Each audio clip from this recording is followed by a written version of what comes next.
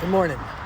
I'm listening to Dave Ramsey's show, and he was talking to some kids that just paid off all their debts, their home and everything, and they're in their early 30s and they're millionaires.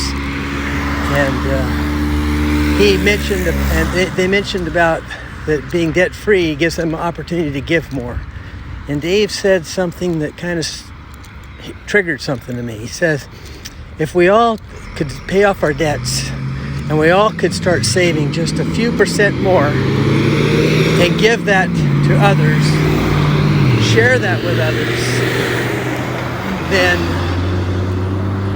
we could take care of a lot of the problems in our country. We could have kids adopted, we could have kids fed, we could take care of the social ills of our country. And I thought that that's something that I just wanted to share with you all today. Thank you. Have a good day. Love you all.